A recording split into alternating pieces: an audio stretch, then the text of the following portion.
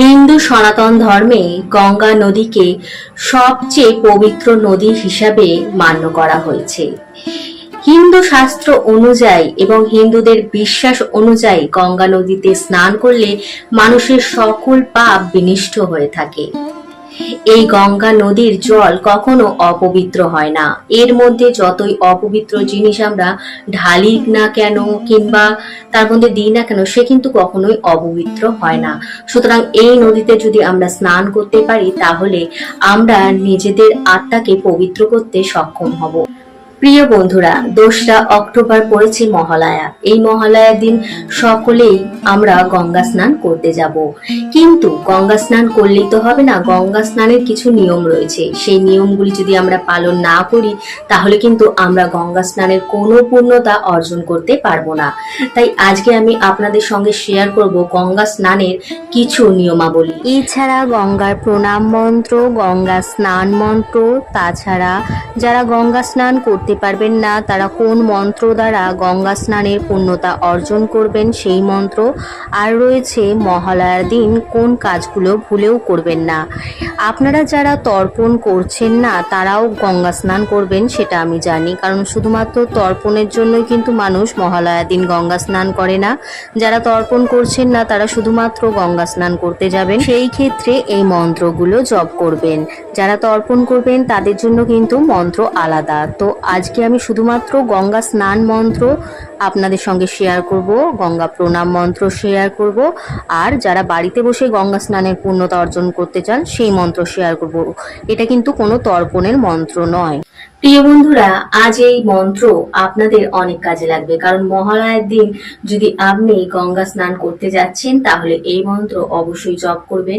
এখানে 2টি মন্ত্র রয়েছে, এক হচ্ছে মা গঙ্গার প্রণাম মন্ত্র, আরেকটি হচ্ছে শুধুমাত্র গঙ্গা স্নান মন্ত্র। তো চলুন মন্ত্রগুলো দেখে নেওয়া যাক। শুদ্ধ পাতক সংহস্তি, শুদ্ধ দুঃখ বিনাশিনী, সুখদা মুখদা গঙ্গা, গঙ্গৈব পরমাগতি। ওম বিষ্ণু পদার্ঘ সম্ভূতে গঙ্গে ত্রিপথগামিনী, ধর্ম দ্রবিতি বিখ্যাতে, পাপং মে হর জাহ্নবী। ওং শ্রদ্ধায় ভক্তি সম্পন্নে শ্রীমাতা দেবী জাহ্নবী, অমৃতেনাম্বুনা দেবী, ভাগীরথী পূর্ণিমম।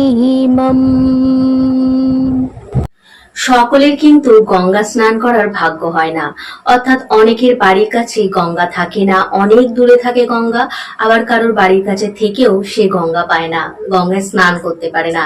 অর্থাৎ আমার কথাই আমি বলছি, আমাদের বাড়ির সামনে গঙ্গা থাকা সত্ত্বেও আমি কিন্তু সেরকম ভাবে গঙ্গা স্নান করতে পারি না। সুতরাং মানুষ বড্ডই কুঁড়ে, সে সামনে থেকেও অনেক সময় হয় না। কিন্তু কিছু কিছু সময় যখন আমাদের গঙ্গা স্নান করা উচিত, যাদের সামনে গঙ্গা আছে অবশ্যই তাদের সেখানে গঙ্গা স্নান করা উচিত। কিন্তু যাদের সামনে গঙ্গা নেই, বাড়ির কাছে গঙ্গা নেই, তারা কি করবেন?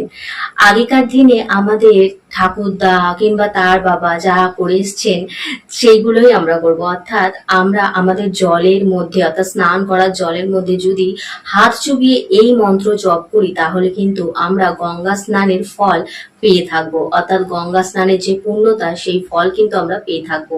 ওম গঙ্গে চ যমুনা চৈব গোদাবরী সরস্বতী, নর্মদে সিন্ধু কাবেরী, জলে হস্মিন সন্নিধিং কুরু। ওম কুরুক্ষেত্র গয়া গঙ্গা প্রভাস পুষ্করিণী চ, তীর্থান্যেতানি পুণ্যানি স্নানকালে ভবন্তি। হিন্দু ধর্মে গুরুত্বপূর্ণ তিথি যেমন এই ধরেন মহালয়া, তারপর দশহারা, তারপর পূর্ণিমা তিথি, নানান ধরনের তিথিতে, যেই সব তিথিতে গঙ্গা স্নানের মাহাত্ম্য রয়েছে সেই তিথিতে গঙ্গা স্নান করা অবশ্যই দরকার। কারণ গঙ্গা স্নানে শুধু আমরা পূর্ণতা অর্জন করি না কিংবা আমাদের সকল পাপ বিনষ্ট হয় না, আমরা কিন্তু মোক্ষ পর্যন্ত লাভ করতে সক্ষম হই। অর্থাৎ জন্ম মৃত্যু চক্র থেকে আমরা কিন্তু চিরজীবনের জন্য মুক্তি লাভ করতে সক্ষম হই। সুতরাং গঙ্গা স্নান খুবই মহত্বপূর্ণ। হিন্দু ধর্মে কথিত আছে, মৃত ব্যক্তির ভস্ম যদি গঙ্গা নদীতে প্রবাহিত করে দেওয়া হয় তাহলে সে নাকি মুক্তি লাভ করে, তার আত্মা নাকি শান্তি পায়। হিন্দু ধর্মে স্নান করাকে অত্যন্ত গুরুত্বপূর্ণ কাজ আখ্যা দেওয়া হয়। আধ্যাত্মিক নিয়ম মেনে স্নান করলে তা বিশেষ ফলদায়ী হয়ে থাকে।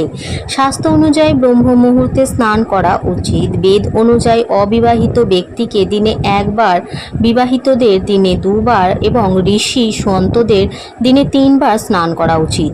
গরুড় পুরাণে বলা হয়েছে কিছু ধরনের স্নান, অর্থাৎ কিছু ধরনের জলের স্নান, যেমন পুকুরের জলে স্নান, বৃষ্টির জলে স্নান, নদীর জলে স্নান, এই স্নানের কিছু গুরুত্বপূর্ণ তথ্য দেওয়া হয়েছে এবং এই স্নানের প্রতিটি ফল লাভজনক হয়ে থাকে। সুতরাং সবচেয়ে বেশি যদি কিছু পুণ্যদায়ক হয়ে থাকে তাহলে হচ্ছে গঙ্গা স্নান, এবং এই স্নানের মাহাত্ম্য প্রচুর।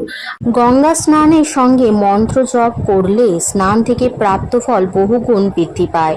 শ্রদ্ধা ভক্তি ভরে এই মন্ত্র জপ করলে শারীরিক ও মানসিক অশুদ্ধি পরিষ্কার হয়। এরপর আসা যাক, যারা গঙ্গা স্নান করতে যাবেন কিংবা বাড়িতে যারা গঙ্গা স্নানের পূর্ণতা লাভ করবেন, কি করবেন, কি মাথায় রাখবেন। হিন্দু ধর্ম অনুযায়ী খাবার খাওয়ার পর স্নান করা মোটেই উচিত নয়, বরং স্নান করে খাদ্য গ্রহণ করাই উচিত। কোনো ব্যক্তি স্নানের পর বেঁচে যাওয়া জল দিয়ে কখনোই স্নান করা উচিত নয়। আবার যারা চাপাকল, নলকূপ, কুয়োর জলে স্নান করেন তাদের নিজের স্নানের জল নিজেই তোলা উচিত। নদী বা পুকুরে স্নানের সময় মলমূত্র কখনোই ত্যাগ করতে নেই, বা নিজের কাপড় যার মধ্যে জল থাকে সেইটাকে নিগড়াতেও নেই। নির্বস্ত্র হয়ে স্নান করা অনুচিত। এই নিয়ম উপেক্ষা করলে ব্যক্তি পিতৃদোষের কবলে পড়ে। স্নানের পর পুজোর জন্য ফুল তুলতে নেই বা পুজোর বাসন ধুতে নেই, বরং এই কাজ পুজোর আগে সেরে নেওয়া উচিত। যে ভুলগুলো মোটেই করবেন না, গঙ্গা স্নানের আগে স্বাভাবিক জল দিয়ে ভালো করে স্নান করুন। শুধুমাত্র গঙ্গা নদীতে ডুব দেবেন। এছাড়া কিন্তু গঙ্গা থেকে এসে অনেকেই বাড়িতে স্নান করে, এটা কখনোই করা উচিত নয়। তাহলে আপনি যা পুণ্য অর্জন করছেন সেটি বিনষ্ট হয়ে যাবে। গঙ্গা নদীতে মানুষ কখনো অপবিত্র হন না, তাই স্নানের সময় হাত দিয়ে শরীর ঘষবেন না। গঙ্গা স্নানের পর কাপড় দিয়ে শরীর মোছা উচিত নয়। নিজের গায়ে পানি শুকাতে দিন।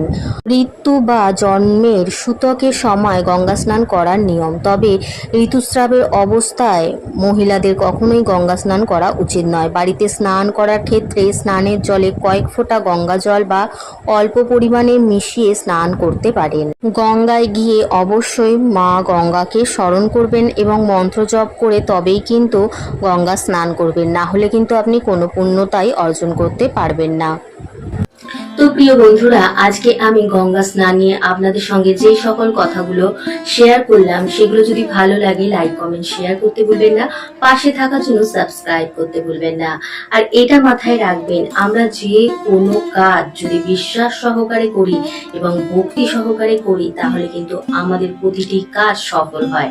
সুতরাং গঙ্গা স্নান যদি আমরা করতে যাই, এই মন্ত্র জপ যদি করি, শুধুমাত্র জপ করা না, বিশ্বাসের সাথে, তাহলে কিন্তু অবশ্যই মা গঙ্গা আমাদের মনকে পবিত্র করবে, আমাদের আত্মাকে পবিত্র করবে, আমাদের বুদ্ধিকে পবিত্র করবে এবং আমাদের সঠিক পথে নিয়ে যেতে সক্ষম হবে।